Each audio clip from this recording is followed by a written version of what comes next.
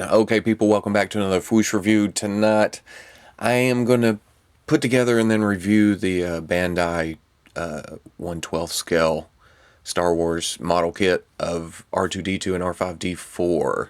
I was kind of excited when this was announced. The R2 we got in the Black series from Hasbro. At first, the excitement of getting 6-inch scaled Star Wars figures. I was fine with the R2, but the more and more people talk, the more and more figures we got, it's noticeable that the R2 is kind of small, the Black Series one. So I'm ready to get this together, get some scale comparisons, see if this is an actual replacement for that figure. Just like, at least on my shelf, I replaced my Darth Vader with the model kit. I replaced my Stormtrooper with the model kit. R2, next up is C-3PO. We don't have a Black Series for that, but I'm hoping that the model kit will fit right in. Anyway, getting back to this, it's in the standard black box that we've gotten used to with the Bandai model kits with the pretty pictures on the sides. And looking fantastic. It's excited to get a 6-inch scale R5-D4. I can see why they put these two guys together. It's essentially the same body, different domes, colors, stickers. And opening the box, it's noticeable right off the bat that there is more stuffed into this box than that, the other two figures we've gotten. The different color sprues for the different body parts, so hopefully less paint. I'm hoping to get out of any paint work. And with the Stormtrooper, I did the stickers. It came out fine. But as you can see here, the stickers on these are a little bit more intricate. This R5-D4 dome trim piece, I'm already dreading that. But it'll have to be done because it's supposed to be there. And there's no way I'm painting that straight line around a curved surface. And then the instructions. As you can see, there are quite a few stickers to apply. But if it makes the figure look better, I'm good with that. The only thing I'm worried about, R5-D4, I picture him as dirty, sitting out in the desert. So this one will be clean, maybe do some weathering later. Maybe that'll be some paint work, but that's a lot easier than doing, fine detail work. And then the awesome picture on the front. So I'm going to get started on this, and I'll probably just do highlights of the build, not every single piece. You don't want to watch a 2-hour video, run into any snags. We'll see what happens.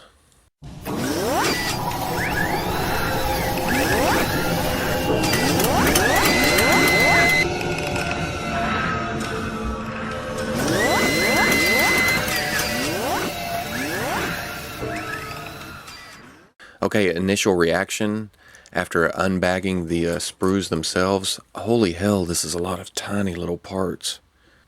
You can see the periscopes and the dome pieces in the silver sprue. Now it's not a chrome plated, it's just kind of a grayish, silverish color. It definitely looks metallic, but you're not going to have a chrome domed R2.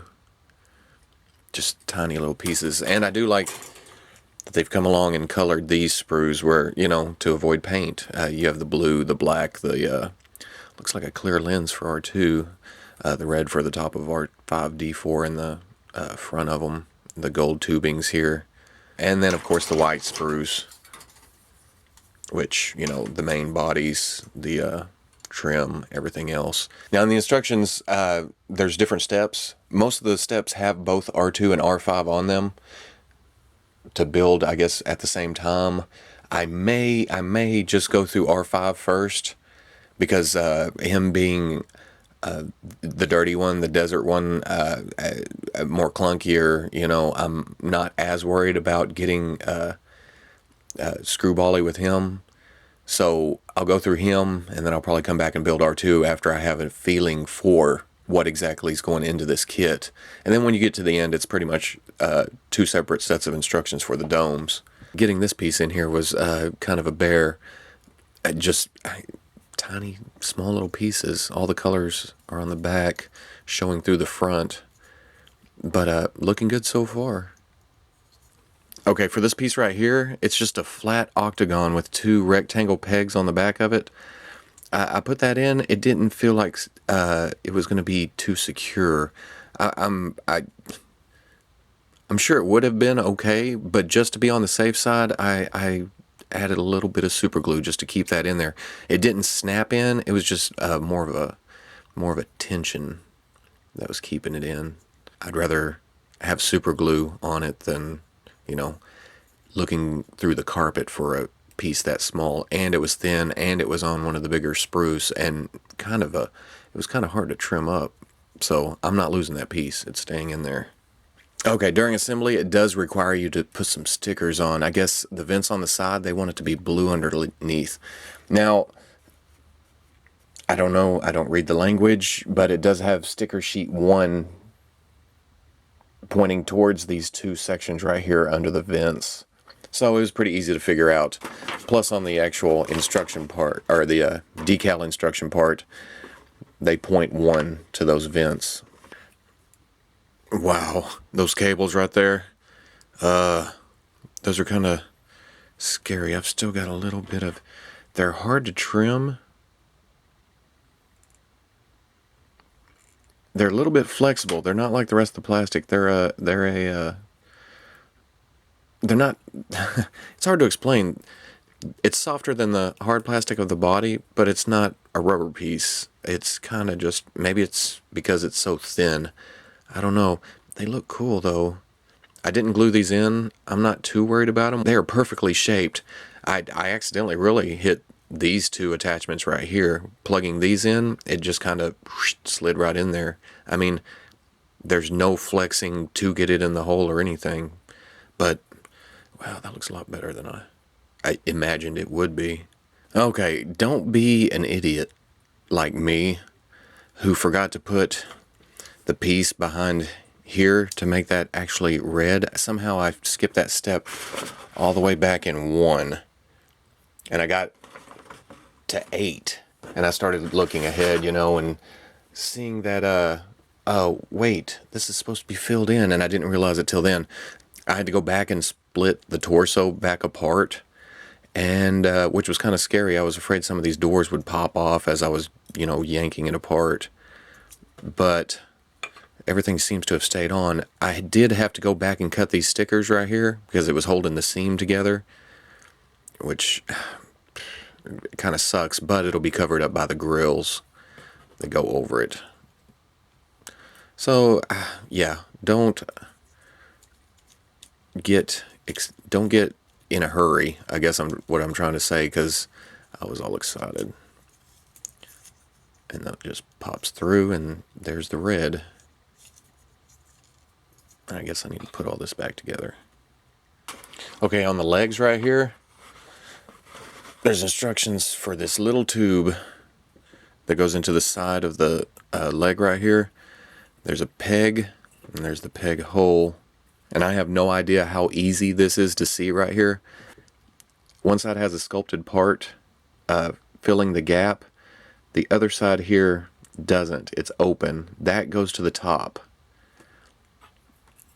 when you plug it into the side of the leg right here, because that's gapped for this blue piece that looks like a kind of a holder piece that goes over it, and I really need a pair of tweezers. But that snaps down on top of it and snaps in. If you get this silver piece upside down, this acts like, the blue piece acts like it's still going to go in there, but it's not. It'll rotate around and it'll fall off. The first leg, I got a little bit huffy with it because I couldn't figure out why that piece wouldn't stick on there. And then, you know, I read the instructions like you're supposed to. So be on the lookout for that. Okay, I would definitely suggest investing in some tweezers, preferably small, like a fine tip or something, because man, this, that's not so bad. Big handle on it. These poke in from the inside out, but putting these in these holes, on top of snipping them out of the sprues and then trimming the excess plastic, that was a chore. And there you go. There's R5-D4. I'm liking this. I really am liking this. Time for some stickers. Okay, this number 3 that they point out right here at the top of the leg, it almost looks like it's supposed to be here because there's no silver on this blue. But it doesn't go vertically, it goes horizontally across right here. There's a indentation that follows that shape, and you just follow it all the way around. Get it pressed down, and the clear pretty much disappears. I mean, if you look real close, it does look like a sticker, and I got that one kind of crooked, but it's such a small detail that I'm not super worried about it. This side I nailed, though. Look at that, it's straight. Okay, this number 4 right here, this microscopic sticker, goes up into this little slot. I mean, it's fit perfectly. And the only way I've figured out how to do that is, here's the sticker. I don't even know if you can see that. Is to place it with the end of my X-Acto and then try to press it down without moving the figure. This is where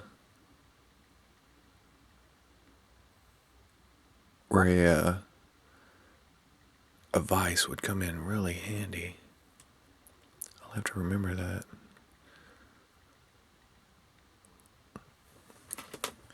And then place it with the toothpick up in that slot right there, which is kind of crazy. I mean, it's a nice little detail. I like that, you know, they thought ahead, but with this being silver, silver, silver, silver, all this sticking through, I don't know why there couldn't have been a hole with the silver piece that goes behind this blue piece. But I'm good with that. I mean, it's a hidden detail, but it adds, you know. I hate to not put any of the colors on here and just be missing something. Yep, every one of these rectangles around the bottom of the dome is a sticker. Even though it's painted, it's in silver plastic, there's some kind of reflective surface. Well, it's not really reflective, it's more of a texture kind of thing going on there, but there's quite a few. Okay, there's all the stickers. Well, most of the stickers. There's some small stickers, and I don't know how happy I am with this red trim across right here.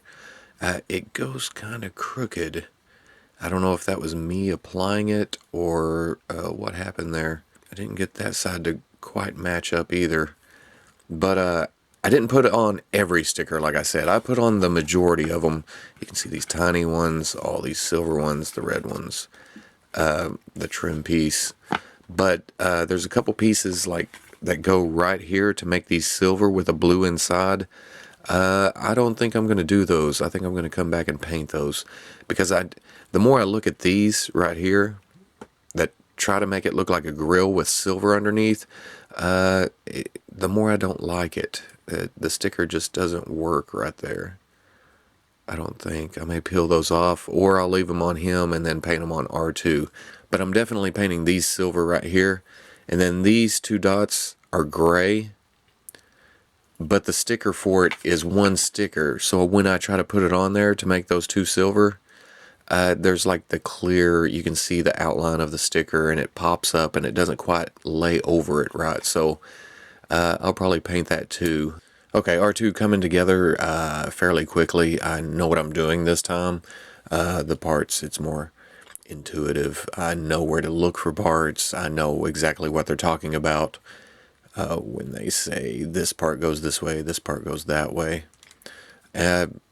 His middle leg seems looser than R5's though. I noticed when I was putting R2 together, this piece and this piece and this piece from the inside, it popped in a little further, so I don't know if there's not as much tension. It stays up nice. You pop it out though and it's loose down to here, and it gets a little snug at the bottom. Okay, one of the things I'm noticing when I snip these out, I have the flat side towards the part. It's better to come in from the side as far as you can. And of course I learned this as I'm finishing up. Not finishing up, that I'm already through one build and into the next. But if you come in from the side, it almost seems like it's flat and you have less to trim off the pieces. Okay, I finished R2's main body. It was pretty much, you know, the same as R5, so no surprises. I did leave this piece off, like I said I would. I'm going to try to get that sticker in there when I get to the stickers and then put the silver part in. Now it comes to the new part, R2's dome. It's got a lot of little spaces for things to plug through, but the biggest thing I noticed right off the bat is I wish the seam wasn't right on the front right here. I wish it went across. That way when he's, you know, looking forward, you don't notice the seam as much, because they also put a sprue right there. And I clipped it and I trimmed it, but I'm afraid it may still show up a little bit. Okay, something I just ran into, I've got it in now, but this eyepiece right here, it's kind of cool. It's a kind of a clear, glassy, smoky lens that fits into this blue piece. The problem is it's held in by pretty strong sprues, 3 of them, and it's supposed to be a round piece to fit inside that round hole, and it's got a peg on the back of it offset, so you can only get it, you know, one way. And it's not as noticeable now that I've got it in there, but when I snipped the last sprue, it kind of cracked. It didn't crack, it marred it. It kind of snapped the plastic where it made it white, where you could actually see plastic, but it's not as noticeable now. When I pushed it in, I guess it went behind the blue. You also have to work at getting that back to round, because it will not fit otherwise, which, you know, is maybe common sense. Maybe it needs to go unsaid, but I'm saying it because I tried it twice and I couldn't get it in there. So I guess it's sticker time, and then I'll put the attachments together. Okay, for the dome, it looks like it gives you several different options for the different colors. Let's see. Inside here, it gives you an option for like a white with a speckled blue kind of display, or a black sticker. I opted for the blue with white. Here, it gives you an option of 20 or 21, which is a red circle or gray circle. Kind of silver, kind of matches here. I went with the red. And then on the back, there was an option for a yellow or a silverish gray. And I went with the yellow. And I just felt like all those added a little bit of different color to the overall color scheme of R2. Now, there's also a wrap for this that's black. I think I'm going to paint that. Just like I'm going to go back and paint the silver grills right here instead of using the sticker like I did on R2 or R5. Just because, I don't know, you can still, it just looks stickerish. It'll work for R5, I'm good with that, but for R2, you know, he's main display, main character. I'm going to break out the paints for him. Okay, placing the blue sticker on the inside of this octagon before placing the silver part in there worked out much, much, much better.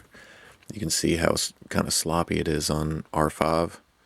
I did get a little high right here, but the way it's concave in there, it kind of hides it. So I'm good with that. The color's there and it matches all the rest of the blue. Happy. Okay, and there we go. Finally built. This probably took me longer than it was supposed to. It took me 3 to 4 times more than it did to build Vader and the Stormtrooper. I don't know if it was because Vader and the Stormtrooper are essentially 2 colors apiece, and that these are more than 2 colors.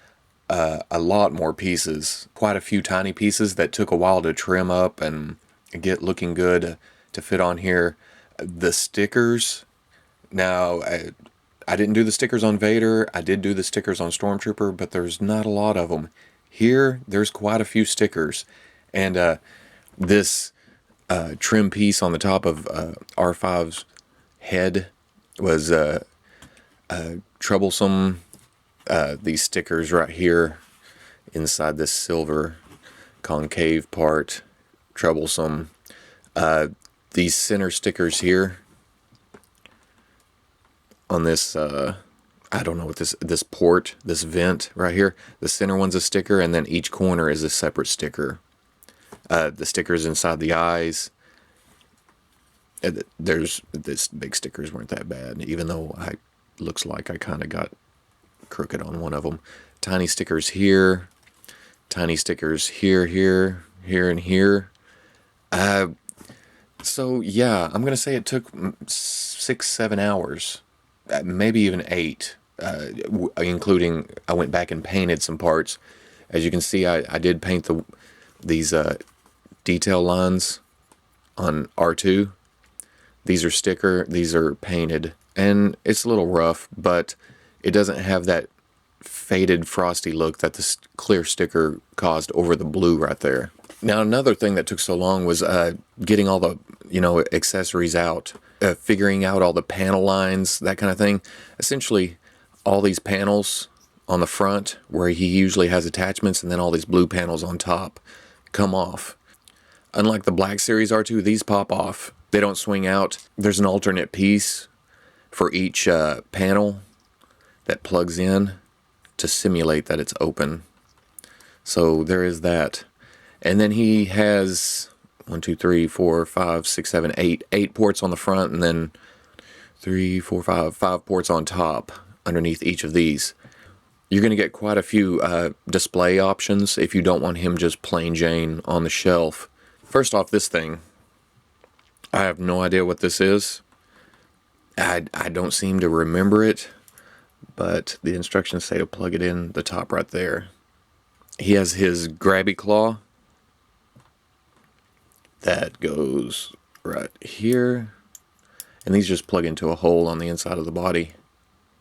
Now, putting the panels back on, there's kind of I'm not sure why it's made like this, but the part with the lines and the groove go back towards the plugs for the open door look. And you just have to get it in there and kind of get it set to where you like it, where it looks the best. The Black Series R2 has just opening panels on a hinge. They don't seem to close as well, and plus they have a little open tab. Here's the Black Series. They have little tabs that you can grab and open. Now, I do like that the Black Series opens up and then the tool is in there and it kind of pops out when you open the door. But this is small, not as nicely detailed as the model kit. Same on the top. The panels up here that do open have little tabs that pull off, whereas the model kit doesn't, which kind of makes it a little bit hard to get off, but displaying it looks much better. Now, running through the rest of the accessories real quick, this panel opens for the saw blade, which it has little serrated teeth and everything. This panel opens for the little shock accessory that he used in Jabba's palace. This panel opens and has 3 ports, but it doesn't say to put anything in the lower ports, but it has the, I'm not sure what it's called. He used it on the ports on the Death Star to stop the garbage compactor. And then, like I said, these top panels open. And since that happened right there, I'm going to go ahead and say it. I only have 2 accessories that go on top. The radar dish goes here and the scope goes here, so I am gluing the other 3 down. I'm not having a problem as much with these 4, but this one right here, no matter which panel I stick in there, it pops out when I mess with it. It doesn't really do it when it's, messing around, but if I get trying to pull off a separate panel, yeah, that thing just falls off. The panel opens, it has a port, and there you go. And if you want, it just comes with one blue panel that you can plug in and make it look like, oh, well, it doesn't work there. It only works on this one. This is the only one with the slot for the opening panel look. So you plug that in, and it looks like it just flipped open. And over there, you get the radar dish. The other accessory is bases for the two of them. These come apart just like what we saw with the Stormtrooper and Darth Vader. For some reason, the legs don't click in. They stay detachable, which made it nice when I went to go put the stickers on. I could pull the leg off, do the stickers. You could probably pull them off to get at this panel easier. Like R2, R5 has all the same opening panels, but I doubt I'll ever use them. He doesn't have panels in the top. He does have his antenna. So yeah, the legs come off, but they're tight. They don't flop around. Now, to get to the third leg, you have to take the head off, and then there's the top of the piece right there. You push through, replace the head, pull this down, and then you have that. And it looks really good in the, rolling position. He leans back like he's supposed to. R2, same thing, except his head is a little loose. I don't know if it's the slot. Both the head and the leg here is loose. It's not as tight as R5, but it's the same concept. And with it up in there, it looks pretty good. I mean, it doesn't look like a big gap. But I do like this feature better than the Black Series one, where you had to rotate the head to get the third leg out. That just seems overkill. And at the same time,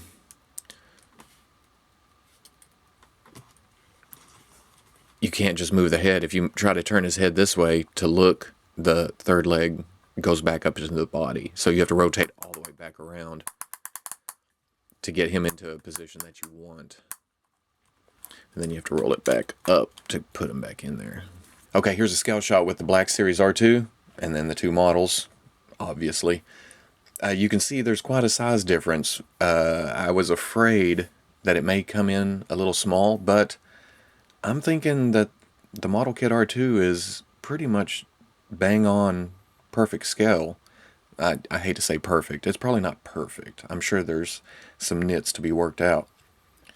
But as you can see, R2 has the opening panels here that you can still see kind of gap on them, and then the tabs for it. I just feel that the model kit overall is just a cleaner look, and it allows a lot more detail than the Black Series, because each individual piece is a separate piece that was added as I built the model. These silver parts, these inside silver parts, this tube, just everything was put together. It's all its own entity on the piece, whereas the Black Series, it was, molded. The whole leg was molded in one piece, so there's not individual pieces to it. Have I said individual enough? It's the same with the details on the front here in these boxes on the inside of the legs or on the front, even the tubing. The Black Series is a little bit thick, but as you can see, the model kit, each piece is a separate piece, its own thing. The tubing is a little soft. It's not going to move out of that position, but man, it just looks really great. Now here he is with X-Wing Luke. Black Series again. Here's the Black Series R2 model kit.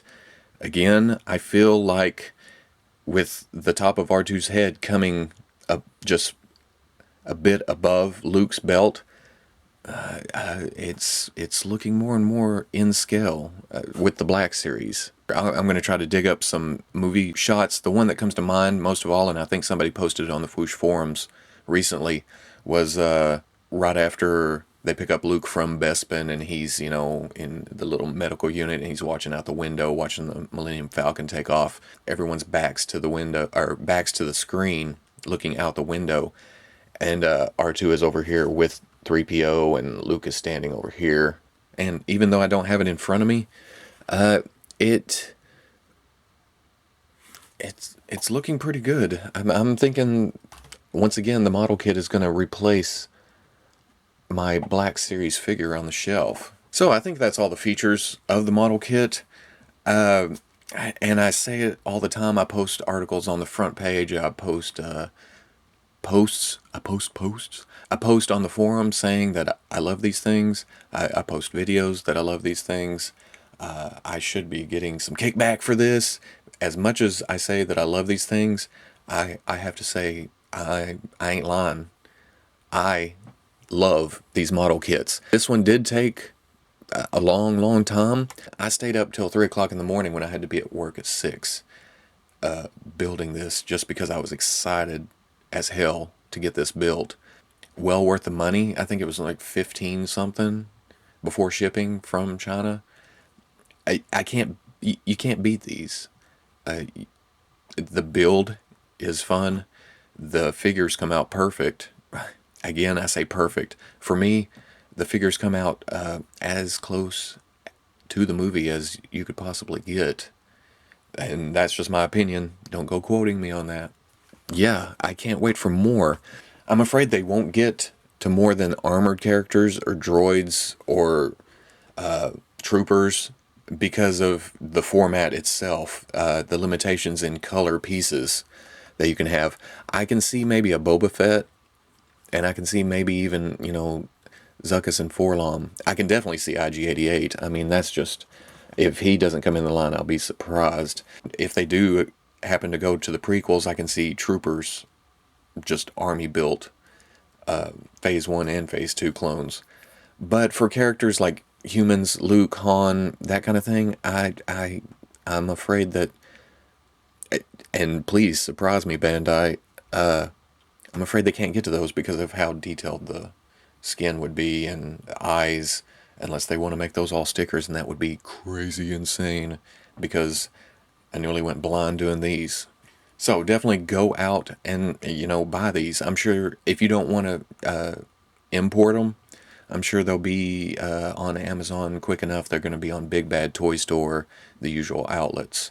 So if you like the review and the build, comment, like, subscribe, and I'll catch you on the Fwoosh.